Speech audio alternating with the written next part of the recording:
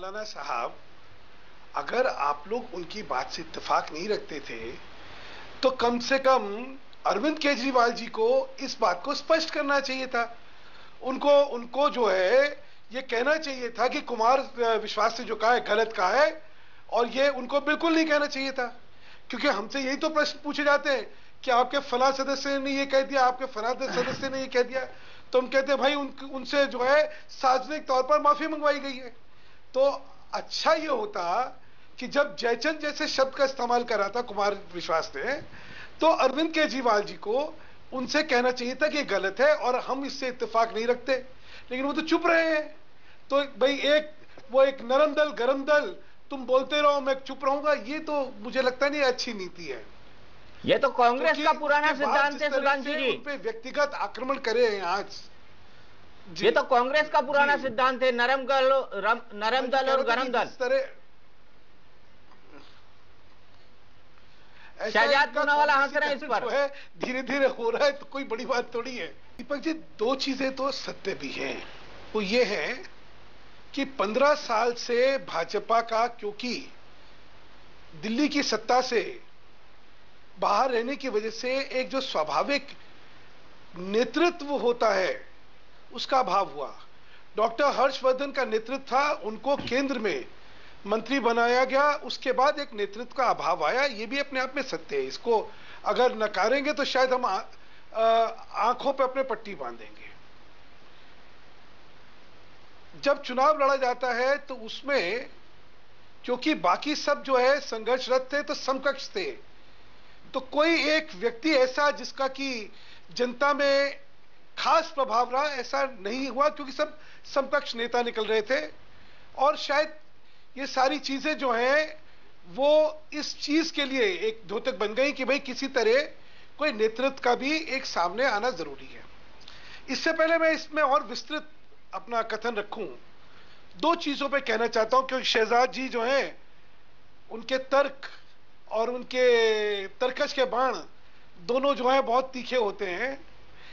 उन्होंने रामलीला ग्राउंड की रैली का जिक्र करा जी। मैं ये पूछना चाहता हूं कि कांग्रेस ने पिछली बार राणा यशवंत ने किया सर, राणा यशवंत की कल्पना भी कब करी थी, जरा मैं जानना चाहूंगा। एक सेकंड। और दूसरा, आम आदमी पार्टी भी कई बार रामलीला में हम जो है रावण का दहन करेंगे और आपके मोदी जी और आपकी पार्टी का भी दहन करेंगे। एक सेकंड देखिए शहजाद जी, मैं जब बोलता हूं तो आप ना बोलिए, आप जब बोलते मैं बीच में नहीं बोलता जी, क्योंकि रावण वध तो हमने लोकसभा में कर दिया, अब तो अस्तित्व की आपकी लड़ाई खत्म हो गई है। तो आपसे क्या इस बारे में बहस करनी है मुझे कि रावण कौन है, विभीषण कौन है, राम कौन है और लक्ष्मण कौन है, वो छोड़िए। प्रश्न ये है कि रामलीला ग्राउंड की कल्पना ना तो कांग्रेस के बस की है और ना ही आम आदमी के पार्टी के बस की है। अरविंद केजरीवाल ने ओथ टेकिंग में तो ले लिया, उसके बाद तब से लेकर 1 साल में हिम्मत नहीं हुई रामलीला ग्राउंड में जाने की। उसका कारण ये देखिए, नेतृत्व में एक बहुत अहम चीज होती है कि आपकी मुट्ठी जब तक बंद है तब तक वो लाख की है, जिस दिन खुल गई तो वो खाक की हो जाती है। काठ की हांडी बार बार नहीं चढ़ती। इसके कुछ उदाहरण मैं देना चाहता हूं। दीपक जी, आपको ध्यान होगा कि अरविंद केजरीवाल जी ने इस्तीफा दिया था 49 दिन की सरकार पे। किस विषय पे दिया था कि भाई मुझे तो यहां पे लोक आयुक्त एक्ट, लोकपाल कहा था उन्होंने, जबकि मतलब दिल्ली के अंदर लोक आयुक्त एक्ट था, उसको रिपील करने की बात ही नहीं, मुझे तो लोक आयुक्त एक्ट बनाना है। और क्योंकि सब रोक रहे हैं इसलिए मैंने इस्तीफा दे दिया। बहुत अच्छी बात है। उसके 1 साल में आपने आज तक लोक आयुक्त एक्ट के बारे में दोबारा केजरीवाल जी के मुंह से सुना क्या? तो यह थी नई प्रशासनिक राजनीति, नई संगठनात्मक राजनीति इनकी क्या थी कि हम जो है हाई कमान कल्चर के खिलाफ हैं। हमारे यहां जो है वो प्रजातांत्रिक निर्णय होंगे, हम लोगों से पूछेंगे, हमारे फैसले भी लोग करेंगे और हमारे प्रत्याशियों का चयन भी लोग करेंगे।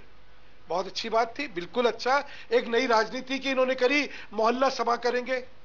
लेकिन चाहे वो लोकसभा हो, और लोकसभा के अब तो 7 महीने बाद विधानसभा हो रही है, मुझे एक जो है अगर एक चुनाव क्षेत्र बतला दे जहां पे लोकशाही और लोग और जनता का इन्होंने इस्तेमाल करा हो अपने प्रत्याशियों के चयन के लिए। बिल्कुल यही सवाल मौलाना हम साहब से पूछते हैं। संगठनों से आए लोगों को नहीं लेंगे।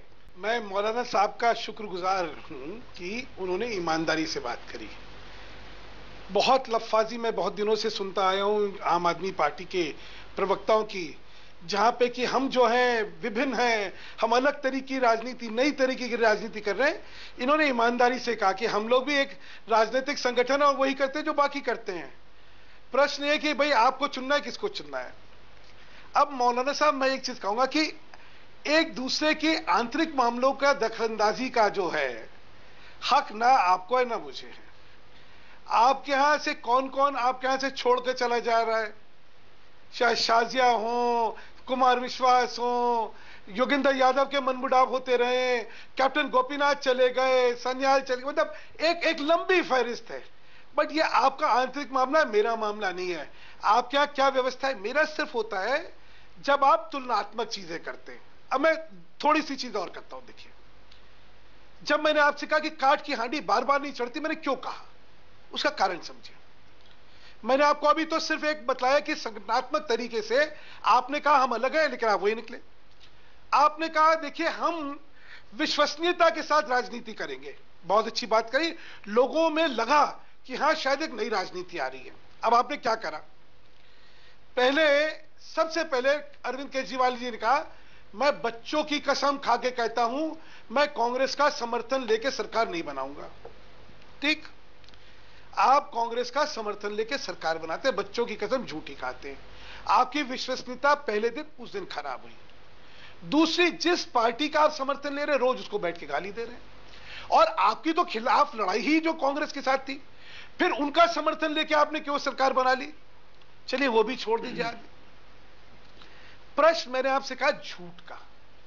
जब अरविंद केजरीवाल सरीखे का व्यक्ति खुद सार्वजनिक तौर पे झूठ बोले तो लोगों को आश्चर्य होता है कि भाई ये आदमी की किस तरह की विश्वसनीयता है। अब मैं आपको कुछ उदाहरण देता हूं। एक आपने विज्ञापन देखा इनका, वैट में एक भी रेड नहीं हुई हमारे 49 दिन के कार्यकाल के दौरान। बोला, झूठ पकड़ा गया। आरटीआई में सारी खबर आई, 357 या 58 रेडें थी, वो सामने आ गई। माफी मांगने की जगह आप फिर दाएं बाएं कर लेते। नहीं, वो मैं किसी एक मोहल्ले में गया था, मोहल्ले वालों ने कहा वैट की रेड नहीं हुई। एक मुख्यमंत्री सरीखे का इंसान इस तरीके के गैर जिम्मेदारान और झूठे बयान दे, पता नहीं कैसे शोभा लगता है। दूसरा लीजिए, नकारात्मक राजनीति समझाता हूं। केजरीवाल बयान बनाम जगदीश मुखी। दीपक भाई साहब, आपको किसने हक दे दिया यह तय करने का कि भाजपा का नेतृत्व कौन करेगा? आपको तो नहीं है। आप अपना बोलिए, हमारा जो शेर है बहुत अच्छा है, सोने का शेर है, हमें क्या दिक्कत है भाई। लेकिन भाजपा का नेता कौन है उसका तय, उसकी फोटो आप तय करेंगे। यह भी कमाल की बात है। लोगों में आपकी विश्वसनीयता इतनी कम हो गई। अच्छा, आपने कहा हमारे पास चेहरा है। बिल्कुल, आपका जो चेहरा है वो भाजपा के लिए सबसे बढ़िया चीज है, क्योंकि सुधांशु जी एक बात हम भी कह ले बीच में है, उसके प्रति लोगों में इतना आक्रोश और अविश्वास है। दीपक जी, शायद जो है शहजाद भाई, जो अनधिकृत कॉलोनी है उनके लोगों का दर्द ही नहीं कभी समझते थे ना, तभी तो 17 बार इन्होंने झूठी घोषणाएं करी 15 साल के अंदर। यहां तक कि श्रीमती सोनिया गांधी से भी झूठी घोषणा करवा दी, लेकिन उनको अधिकृत कॉलोनियों को, अनधिकृत को अधिकृत नहीं करा। हमने आते ही जहां पे 60% दिल्ली की जनता रहती है उसको अधिकृत कर दिया। शायद ये काम इनको समझ नहीं आएंगे। दिल्ली के अंदर बिल्डिंग बायलॉज से लेकर सिंप्लीफिकेशन से लेकर, सर आपने नोटिफिकेशन नहीं निकाला है तो आप भी टोपी पहनाने का काम मत कीजिए। शायद इनको नहीं समझाएंगे। एक सेकेंड, मैं बता दूं। देखिए, आप बीच में ना बोलिए। देखिए, आप जो है गलत बात करते हैं। आप जब भी बोलते हैं मैं कभी बीच में नहीं बोलता। शहजाद, आपको क्या हो गया? आप तो भले आदमी है यार। हमने 3000 कॉलोनियों को सर्टिफिकेट दिया था सर, आप भी गलत बात कर रहे हो। हमने 3000 कॉलोनियों को दिया था सर्टिफिकेट। सर, आपने सर्टिफिकेट देके भी उनको रेगुलराइज नहीं करा।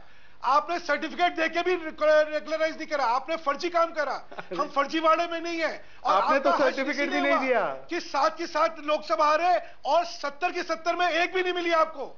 और इसीलिए आप जो है इररेलेवेंट हो गए, 44 सीट पे आ गए। कम से कम अब तो अंतरात्मा को झांक लीजिए। लफाजी और बहस करने से कोई फायदा नहीं है।